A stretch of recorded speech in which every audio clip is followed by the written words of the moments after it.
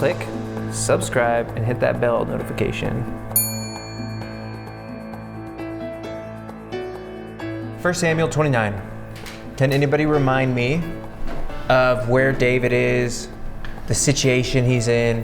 David is still with the Philistines in Philistia. He has not returned back to Israel. So David fled to the Philistines. He got in good with the king and said to the king, can you give us a place to dwell? We're not royalty. We don't want to dwell in the royal city. Can you give us a place to go? So, roughly 2,000 people, 1,200 people, women, children, men, they get Ziklag.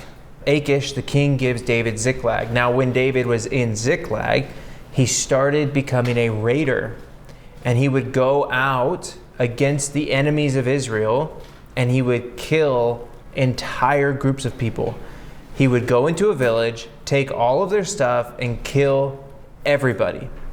And then he'd return back to King Achish, and Achish would be like, where were you raiding? And he's like, like over in Judah and the enemies of the Philistines. And so he lied to the king. Now, that impressed the king so much, the king was like, hey, since you're so good in battle, I want you to go to war with us. Do you remember what David said?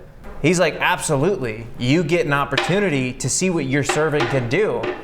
And since David was so zealous, at least responding zealously, the king was like, great, you can actually become my personal bodyguard forever. And so David and his men now became the secret service for Achish. He became the right-hand warriors to the king of the Philistines. That's where we left off. Then we jumped into the whole Saul issue. Now we know that David has been indentured to the king of the Philistines, and they are going out to war. He is a part of the army. That's the background into chapter 29.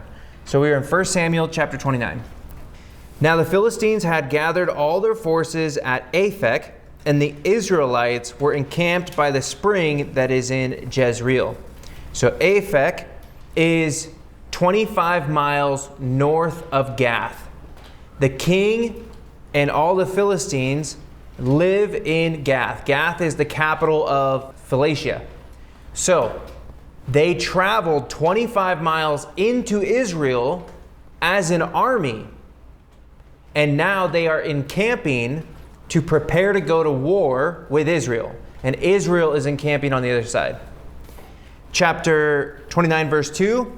As the lords of the Philistines were passing on by hundreds and by thousands, and David and his men were passing on in the rear with Achish, the commanders of the Philistines said, what are these Hebrews doing here? And Achish said to the commanders of the Philistines, is this not David, the servant of Saul, king of Israel, who has been with me now for days and years? And since he deserted to me, I have found no fault in him to this day. But the commanders of the Philistines were angry with him. And the commanders of the Philistines said to him, send the man back, that he may return to the place to which you have assigned him. He shall not go down with us to battle, lest in the battle he become an adversary to us. For how could this fellow reconcile himself to his Lord? Would it not be with the heads of these men here? Is not this David, of whom they sing to one another in dances? Saul has struck down his thousands, and David his 10,000s. So what do we have going on right here? What's happening in this scene? They're going to war. And what do you do when you're going to go to war? You know what we do and what other armies do? You ever see where it shows armies marching in front of their emperor or their president or whatever? We do military parades. And that's generally what's happening right now. They marched out. They got to their destination, and all the generals stood up back to the side and watched as all the soldiers went by. It says they went by hundreds and they went by thousands. Now we know that we've had a military force come from this nation into Israel up to like 200,000 people. Massive military force. They are a force to reckon with. And as they're watching all of their soldiers marching along, they notice something strange at the back. You know the best part of a parade? It's at the end. So here comes the king, and who is with the king? Who are these Hebrews? Why are these Jews marching with us? We're going to war against them. Who are these guys? But who are the Jews with? They're with David and they're with the king. There's a military parade. David is with the king in the back. And then who gets upset? Everybody but the king. All the general council, all the generals recognize this is insane. There is no way they are going out to battle with us. And their reproach against David, what do they say about him? Exactly, that K-pop song about David. So David was lauded and applauded, and everybody was singing songs and rejoicing with David, and this was so great. And then those songs turned into reproach. His praises turned into slander. His praise turned to slander, and what was his glory is now his shame. And here's the interesting thing. David got himself into a situation, being an Israelite, where he would go and fight against his own kinsmen. He put himself in a box by making bad decisions, and the consequences were he had to go fight against his own people. So God, in his grace, stopped that from happening. David never had to kill an Israelite. David never had to fight his own people. And so the generals tell the king to send him back. It says send him back to his assigned place. Where did he send him to? They send him home, but it's not his home. Back to Ziklag. This is going to be important because when we get into chapter 30, Ziklag is going to be the main focus of the rest of our journey. So they're sending David all the way home from Aphek. Now you have Gath, you have Aphek, 25 miles up here, and then you have Ziklag, 25 miles down here. It's a 50-mile journey. Verse 6.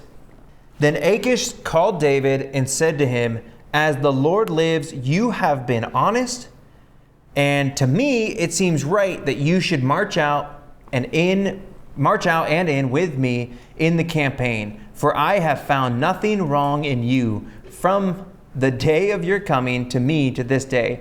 Nevertheless, the lords do not approve of you. So go back now and go peaceably, that you may not displease the lords of the Philistines." And David said to Achish, "But what have I done? What have you found in your servant from the day that I entered your service until now, that I may not go out and fight against the enemies of my lord, the king?" And Achish answered David and said, "I know that you are blameless in my sight as an angel of God. Nevertheless, the commanders of the Philistines have said, 'He shall not go out with us to the battle.' Now then, rise early in the morning with the servants of your Lord who came with you, and start early in the morning and depart as soon as you have light." So David set out with his men early in the morning to return to the land of the Philistines, but the Philistines went up to Jezreel. So David left, and the Philistines went to war. They went to battle in Jezreel. That's going to be important in chapter 31, because it's the end of 1 Samuel, and some things happen. The king was on board with that. So, "You are not welcome here" is the content. We don't like your kind. You need to leave. You're not going to fit in. You're not going to be okay with us. Now, what I find fascinating about this is it's generally a breakup conversation. So it starts out in verse 6, and he says, "It's not you, it's me." And then in verse 7, he's like, "Can you just go quietly? Don't cause a scene." And in verse 8, David says, "But what did I do wrong?" In verse 9, he says, "I know you're perfect as an angel. It's us." Verse 10, he says, "You should probably leave in the morning." And then verse 11, David leaves and goes home. So it's kind of interesting, the conversation that they have. But that's the relationship that David has built with the world. That's the relationship that he has grown with the king. The king is like, man, you're such a good guy. You're so great. I love you. And he's like, yeah, but what did I do that you got to get rid of me? Why does the world hate me so much? Because you're not of the world, David. So he went home, but he didn't go home. His home is in Israel, but he's currently living in Philistine. All of their families and everybody are 50 miles away, down south, in a foreign country. And so they start the long march back. That's chapter 29. Chapter 30. Chapter 30, verse 1. Now, when David and his men came to Ziklag on the third day, the Amalekites had made a raid against the Negeb and against Ziklag, and they had overcome Ziklag and burned it with fire. On the third day, what did they find? Their home, the whole village, is burned to the ground. How long did it take them to get from Aphek to Ziklag? 3 days. This is going to be important. Verse 2. And taken captive the women and all who were in it, both small and great. They killed no one, but carried them off and went their way. Who was taken? Women, children, livestock, everything. Now, how many people were killed? None of them. Doesn't mean they weren't injured. Doesn't mean bad things didn't happen. It just means nobody died. Verse 3. And when David and his men came to the city, they found it burned with fire, and their wives and sons and daughters taken captive.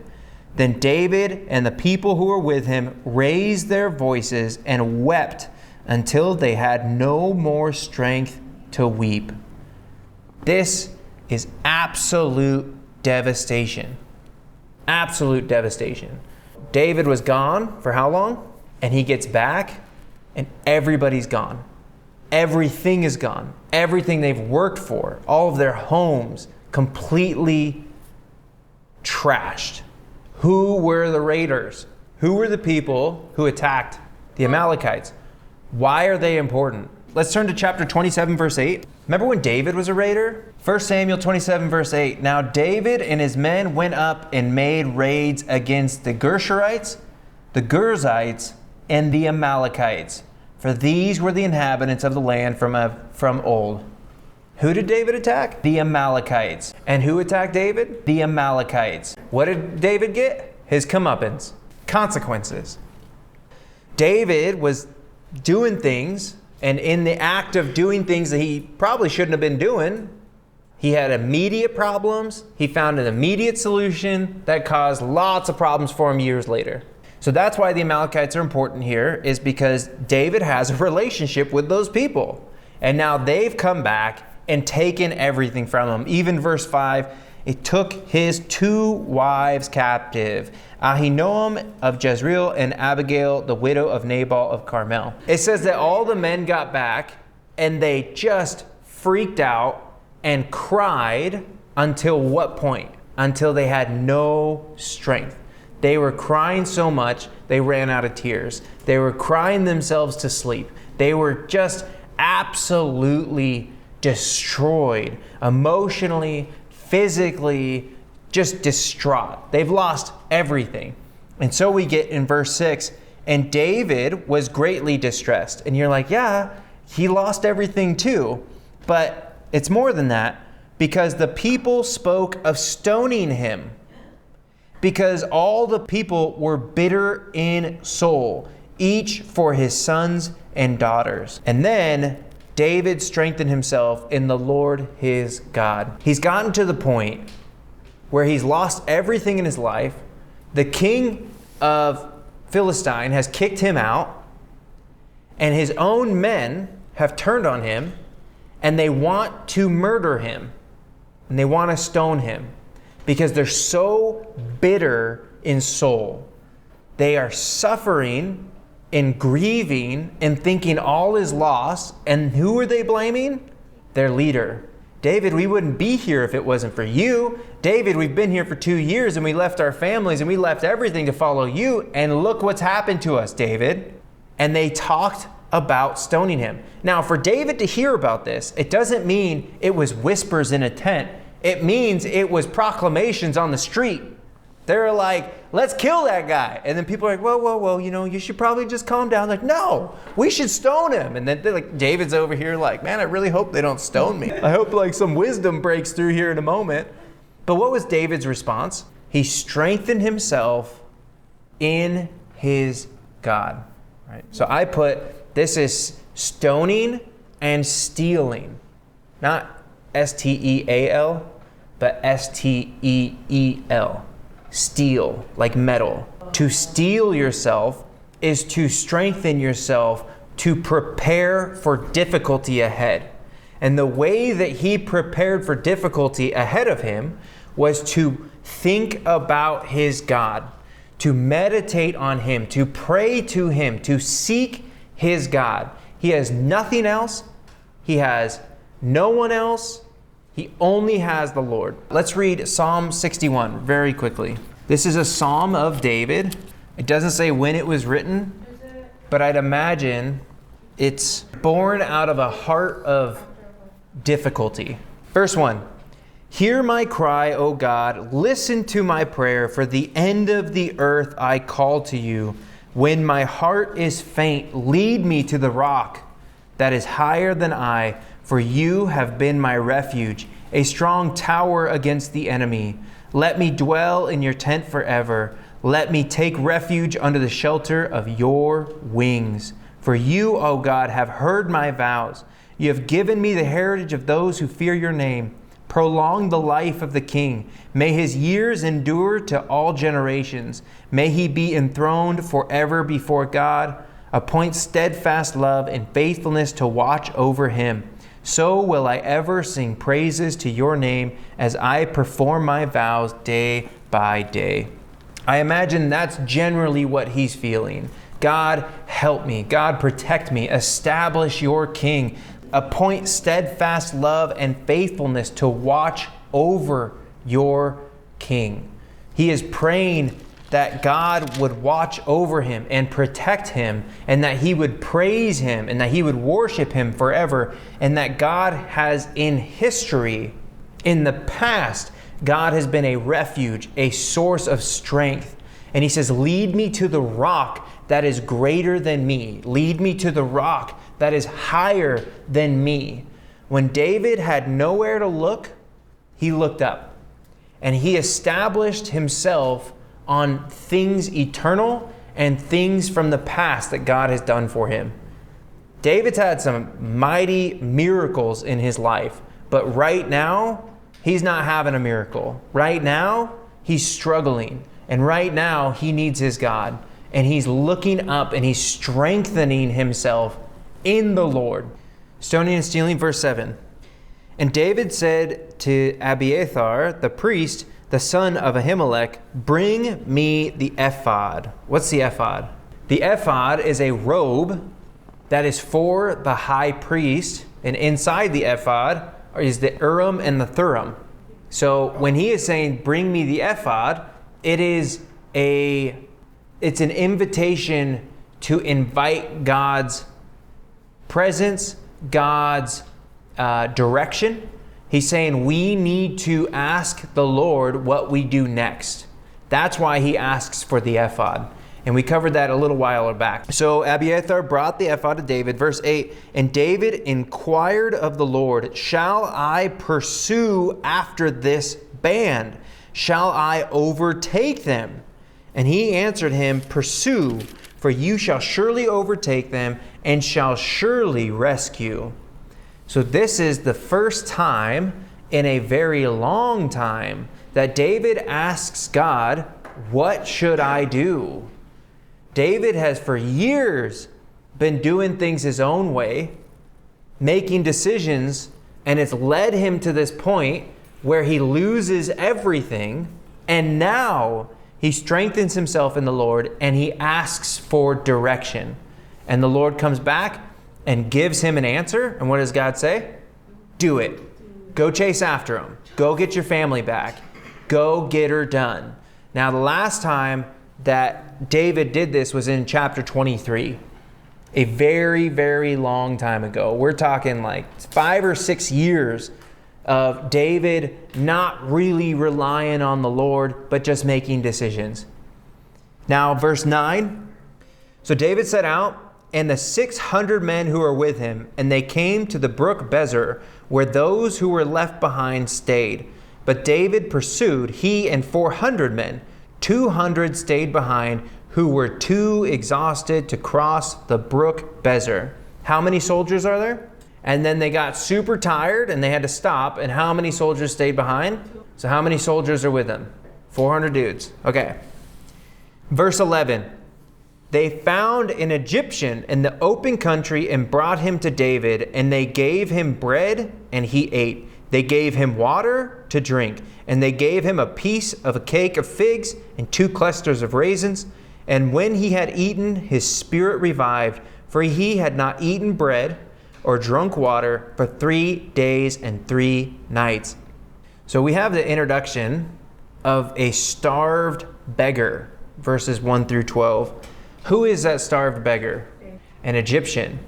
Now, how much food did he had and how much water did he have for 3 days? None.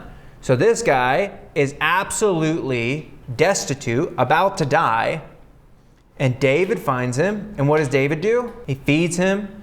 He takes care of him. I don't know how long it takes to come back after 3 days. Like 3 days without water? It was like this close to dead. I don't know what it looks like to revive this dude. David is in a hurry. If you had lost everything, would you stop for a poor person? I probably wouldn't. They find him. They bring him in. They give him lots of food. That's why the description is so detailed, like raisins and clusters and all of this different stuff. He takes the time to show mercy to this Egyptian person. And then he asks him, who are you? Verse 13, and David said to him, to whom do you belong and where are you from? And he said, I am a young man of Egypt, a servant to an Amalekite, and my master left me behind because I fell sick 3 days ago. So David asks a very simple question. Who are you and where are you from? And what's his response? I'm with the Amalekites and my master left me behind. Why? Because I was sick. So I was a burden. Why? Who do you leave behind? If you're a master, who do you leave behind if they're sick? You leave behind servants who are property. You're not leaving behind human beings. You're leaving behind property that is no longer fit. So the Amalekites don't care about this guy. The Amalekites gave up on this guy. But who gave him a chance? David. Who helped him? David. Who provided for him substance? That is a stark contrast between the two groups of people. Now, David's done some bad stuff in his past. But here, he's taking the time, asking really basic questions, garnering some basic information. And then this man says in verse 14, we had made a raid against the Negeb of the Cherethites, and against that which belongs to Judah, and against the Negeb of Caleb, and we burned Ziklag with fire. And David said to him, will you take me down to this band? So what did he just discover? David, in being a good person, doing what's right, has actually done what he needed to accomplish the task. It was important to take this step, because without taking this step, he probably wouldn't have found who had attacked him and where they were going. So it's interesting that in God's working in David picking the right things to do every step of the way, doing what's right and good and true every step of the way, helps him.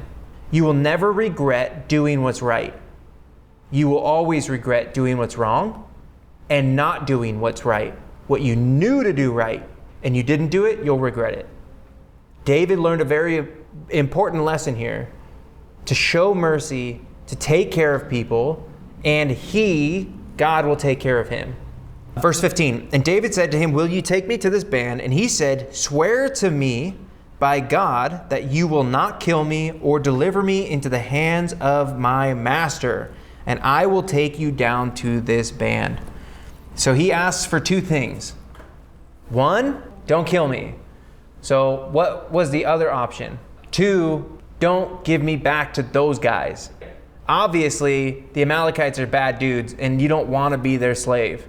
But what option did he not say to David? He didn't say, don't enslave me. He didn't say, don't make me your servant. He said, don't kill me and don't send me back. If you keep me, I'm fine with that. David shows himself to be a good master.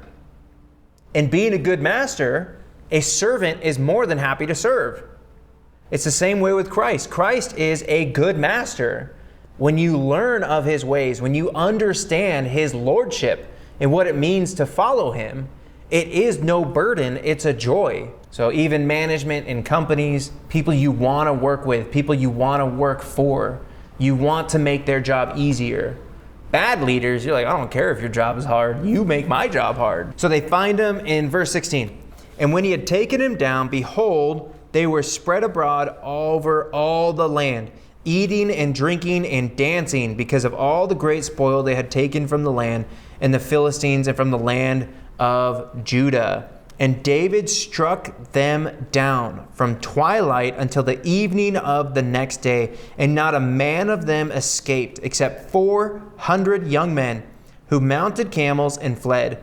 David recovered all that the Amalekites had taken, and David rescued his 2 wives. So David goes and he finds them.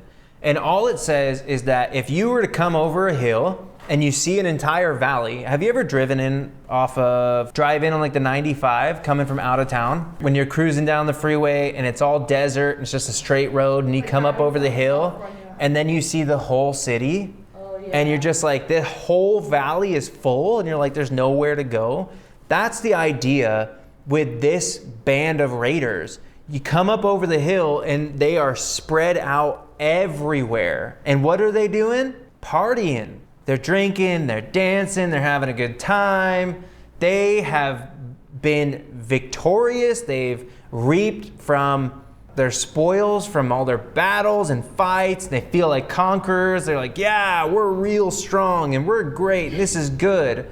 So you have a massive group of soldiers and people, really mercenaries, in this valley. And then here comes David with how many people? 400, because he left 200 behind, and he just hard charges. When does he hit them? It says at twilight. Do you know what twilight is? It's when it starts to get dark. It's just after like 4 or 5 o'clock. The sun is still visible, but there's that shadow over the land. It's that dusk where it's kind of shaded and gray. There's that odd, eerie kind of weird feeling going on. He runs in there and just hard charges. And then it says, when did he finally get done killing everybody? The next day at night. Over a 24-hour period, 400 dudes rampaging and attacking this army and killing everybody. And the emphasis here is that they destroyed everybody but a small group. A small group got away. A bunch of young men jumped on some camels. How many guys got away? 400 people. The amount of soldiers that came in and caused havoc is how many people got away. That's how many people they killed. They went in there and wrecked shop. That is a level of combat that I don't think we can even conceptualize, especially since combat in this day and age is like bow and arrow and like swords and knives. They didn't really have like metal armor, and they might have some kind of shield, something to block with, but it was extreme hand-to-hand combat. And when you get tired and you're carrying like a 10-pound sword, you're like chopping at people, like you're just struggling to move your arms for 24 hours. These dudes are monsters. And this is going to be important because when David becomes king and he really starts ruling and reigning over Israel, it talks about David's mighty men. And he's got these warriors and these soldiers who killed 1,000 dudes. And one dude's hand got stuck to his sword and he couldn't let go, so he just kept whacking at people. Like, The stories about these warriors are birthed in this section of the Bible. It doesn't tell us here about all of it, but as we move on into 2 Samuel, we start learning about these individual men and their acts of valor, and you start to see that these dudes are gnarly. These are some crazy, fast, functioning soldiers. And they go to town and they go to work. What happened here is an outstanding victory and miracle. Nobody dies and all of your enemy is killed with insurmountable odds. They have, let's say, 10,000 people and you got 400. Check those odds. And it wasn't like a Gideon scene. It wasn't with there's confusion and lights and lamps and things. It was just like, all right, guys, you ready? Let's go. Small beginnings. They weren't organized. They weren't a group. They weren't called to action to be one unit. They were just a random group of people who needed help 10 years ago. It's very much like the Band of Brothers. Have you guys ever seen Band of Brothers on HBO or read the book? So it's a military thing. Most men are like, yeah, it's all about World War II. But it talks about these men who were individuals, either drafted or volunteered, went to war, and how they, through suffering and battle, became closer than family. That's the band of the brotherhood, is the warriors and what the connections that they have to each other. Okay, verse 18 and 19. David recovered all that the Amalekites had taken, and David rescued his 2 wives. Nothing was missing, whether small or great, sons or daughters, spoil or anything that had been taken. David brought back all. David also captured all the flocks and herds, and the people drove the livestock before him, and they said, "This is David's spoil." So he had 100% success. And what's interesting is David is now exalted past his previous position. What was his position just a couple days ago? He was going to stone him. Now they're driving the cattle in front of the army with all their family and all their children, and they're pushing the cattle, and they're pointing at the cattle, and they're saying this: that's all of David's. That's David's wealth. This is David's spoil. He has earned this. He's the one who has overcome and conquered in this battle. So they give him all the credit. He went from like losing all respect to gaining more respect than he's ever had in his entire life. Just overnight. It makes me wonder what kind of strategic plan he had. It's like, all right, guys, this is what we're going to do. They're like, oh, that's a good idea, David. All right, everybody just run around. Verse 21. Then David came to the 200 men who had been too exhausted to follow David, and who had been left on the brook Bezer. And they went out to meet David and to meet the people who were with him.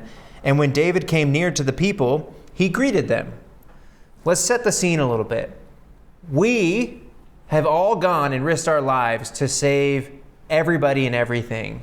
And Charles and Sean felt like going home and taking a nap while we were busy. Okay? And then we get back, and here come Sean and Charles, and they're like, oh man, I'm so glad you guys made it. Where is everybody? Oh, what a great victory. And they're chit-chatting and they're having a good time. And then you get in verse 22, then all the wicked and worthless fellows among the men who had gone with David said, they didn't go out with us. We will not give them any of the spoil that we have recovered, except that each man may lead away his wife and children and depart. To be clear, these people are described as wicked and worthless. They are worthless. Now, there's a group of people here, and we all went to battle. There's some people here who are worthless. And those people are complaining about the people who weren't with them. You guys weren't there. It was a really hard battle. And then you hear somebody in the back, yeah, but you were hiding under a table. These are worthless guys who are also wicked. Their hearts are evil. That's also part of David's clique. David doesn't have control about who's all around him. They all came out to him. He didn't pick these people. And now he's got a massive problem. There's a division in the camp. There's difficulty between his men, the ones who stayed behind and the ones who went out, and the ones who are okay with it and the ones who are not okay with it. So this is what David says. Verse 23, David said, "You shall not do so, my brothers, with what the Lord has given us. He has preserved us and given into our hand the band that came up against us. Who would listen to you in this matter? For as his share is who goes down into the battle, so shall his share be who stays by the baggage. They shall share alike." And he made it a law and a statute and a rule for Israel for that day forward to this day, when this was written, to this day. So what was David's solution? So they were like, just give them their wives and kids and let them leave. We don't want them around. So they're trying to create a division amongst the followers of David. David won't put up with it. So David's solution is to say, no one's going to listen to you. David is taking authority, taking leadership over the group, and he is saying this: we are a unit. We are one. We are equals. There is no more, there is no less. Yes, they stayed behind. Yes, you went out, but we all share alike. Now remember, why did they stay behind? So where did we start in chapter 29? They started 50 miles from Ziklag. They traveled 3 days. Now this is with warrior packaging, right? They're carrying all their food, their clothing, everything they're going to need to go to battle, all their water. They're carrying everything with them, all their weapons. They go 50 miles to get home. They find out everything's gone at home. They freak out, they panic, they lose a lot of energy from emotional turmoil. I don't know if you guys have ever experienced like loss and grief. It is exhausting. It destroys your energy. It just instantly, you just feel weak. That's why people just crumble to the ground when they hear about somebody dying or something catastrophic. There's just nothing you can do. You just lose it. And they're weeping and they're crying until they have no strength. Then they're fighting and arguing about stoning David, and they finally get their stuff together. And what do? They have to pack up and leave. And what are they taking with them? All of their warrior gear. They travel as far as they can. And you know what? Some people just can't go that far. Some of their army physically just can't hold up to the pressure. And so David makes a difficult decision and he says, okay, you guys stay behind. We got to keep going. And he leaves them behind out of necessity. It wasn't laziness. It wasn't a choice that these men just said, you know what, guys, I don't feel like going any further. I'm pretty sure they were passing out and just struggling. And they were just fighting to get as far as they could until they could go no further. And they stopped at a stream and they're like, we'll be here when you get back. This wasn't a choice. It wasn't a willful decision. They had no options. And so David says, look, no, it's not right. They didn't have a choice. We are a unit and we will share in our successes and we will share in our failures. And he binds this group together in unity. And this will be the makings of his kingdom as we move forward. 26, when David came to Ziklag, he sent part of the spoil to his friends, the elders of Judah, saying, here is a present for you from the spoil of the enemies of the Lord. It was for those of Bethel, Ramoth of Negeb, in Jatir, in Aror, Sifmath, in Estemoa, in Rakal, in the cities of Jerahmeelites, in the cities of Kenites, in Hormah, in Bor Ashan, in Athak, in Hebron, for all the places where David and his men had roamed. So what does David do? He gets this giant spoil. He just went from like, hey guys, we're pretty wealthy. We're making like $10,000 a month. We feel pretty good. You know, as a group, we're feeling it. We're doing great because we're raiding other people. And then this situation where he loses everything. And then he goes out and he just picks up millions of dollars. We got to recognize that the band that attacked them also attacked a lot of other places. And they were carrying some swag. He brings all of that back, and that's now David's spoil. And what does David do when he gains millions of dollars, he pays his debts. He pays his debts. Do you remember when he was wandering around in the wilderness for 15 years? How did he live out there and feed over 2,000 people? It was on the kindness of the local inhabitants. It was on the kindness of all the cities where he went and all those people. They could gather and they could kind of try to make ends meet and get wood and cut wood and try to sell things. They could try to, make money, but realistically, they can't farm. They can't really take care of livestock because they're constantly on the run and they're constantly fleeing from Saul. They depended on their survival on people's kindness and goodness. So all these people that receive some benefit from David at this point, it's because David was in their debt. And it says that he sent it to his friends. These were people, they were allies, they were comrades, they were family members and tribe members. These were people who loved David, remembered the glory days of David before Saul tried to kill him. And they took care of him in his time of need. And now that David's on the back end, on the other side, and he's victorious, and now he has more than enough and he's plenty, he turns around and he shares the wealth with his friends, particularly those who took care of him in his time of need. So that's 2 chapters. That's why we condensed it. It's all one story. Right? We had to get through that. So I have a question for you guys. Raise your hand if you would want to live this part of David's life. If you would want to be David in this section of his life, raise your hand. We know David's story. We know Saul hunting him down. We know that he had to take his parents and leave them in Moab. He's been on the run for 15 years. He went to his enemies. He's lived in all of these places. His wives got kidnapped. He's lost everything. His life is so difficult. It is not an easy life. And here's the sad part. It only gets harder. It gets better with money and riches and things, but it gets harder. He starts making some choices. The key takeaways, we find that David has great success. Everything worked out. And then we also find that he made some really big mistakes. He made some really bad decisions. But hey, those really bad decisions, they kind of worked out better in the end, right? When we consider his life, we have to recognize that his life has purpose. There's a reason behind it. So we see the outcome and we think, well, our outcome should always be positive like David's. But the outcome is always based on the purpose that God has given it. David's destiny is to sit on a throne and rule a nation. Our destiny might be to be shot in the head for following Jesus. The purposes and the plans that God has for each one of us is different.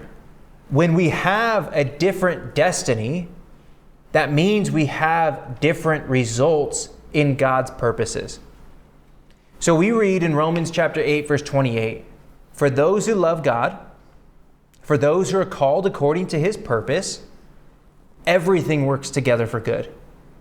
We see that in David's life.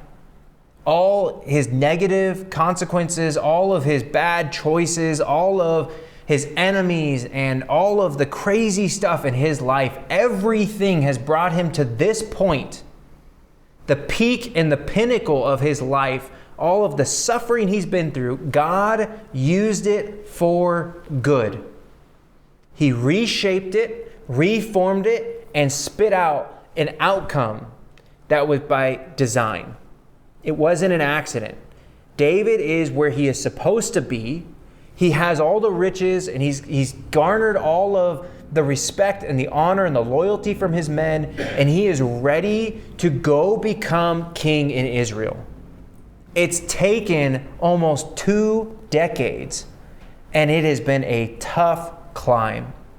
And these results are based on God's purpose. So that's what we find in Ephesians chapter 2. Let's read that real quick. Ephesians 2:8. For by grace you have been saved through faith, and this is not your own doing. It is the gift of God, not a result of works, so that no one may boast. Why? Because we are his workmanship, created in Christ Jesus for good works, which God prepared beforehand that we should walk in them. I'll give you an example. My life before Jesus is an utter catastrophe. It is terrible. Going to prison, living a terrible life, doing terrible things. And then God uses all of those bad things so that I can now do good things in His name. And the experiences that I experienced in my life have prepared me to help teach this class, to help people in times of need, to relate to people suffering, to relate to sinners. And what I mean by sinners is sinner of sinners. I can relate to the murderer and the drug addict, and I can now preach the gospel to those people because I was that person. All of my evil intent, all of the natural disaster that was my life, God has used that for good, and now everything that He has prepared, I just need to walk in it. The problem is it takes a willingness to make mistakes. It takes a willingness to take risks and to make plans and to fulfill the purpose that God has given you. What we find with David is, he makes bad decisions. He cuts God out of the loop and he does stupid stuff, but he's not afraid to do something, to be somebody, to fulfill God's calling in his life. Even if it means some scraped knees, some sorrow along the way, some difficulties, loss of loved ones, maybe hurt feelings. Because when you preach the gospel, somebody's going to get hurt. So a willingness to strike out and at least try is giving God the opportunity to turn all things to good and to fulfill His good and perfect will in our lives. And He'll work it out. He'll weave it all together so that when we get back and we look at it, we're like, man, you know what we call that? That's a masterpiece. That is God's workmanship right there. And that's what He's done in my life. But you gotta suffer through it. And you gotta be willing, just like David, to do what's needed in the moment, to do the best that you can, to make a decision, to move forward, to trust in the Lord, to strengthen yourself in your God, and just keep pressing on. One day you get to the end of it and you fulfill God's purpose. And here's what's not fun. You don't want to hear this. Sometimes God's purpose is suffering. Sometimes God's purpose is getting kicked in the teeth your entire life. He calls us, all of us, to do something and to end up somewhere. But it doesn't mean that you will suffer. It doesn't mean that you will get kicked in the teeth the rest of your life. That's just an option. We have to be prepared to lose everything to gain anything. You might just end up being a millionaire. I don't know. And we'll follow David. He's going to be successful and he's going to make stupid decisions. Next week, come on back for 1 Samuel chapter 31, the death of Saul.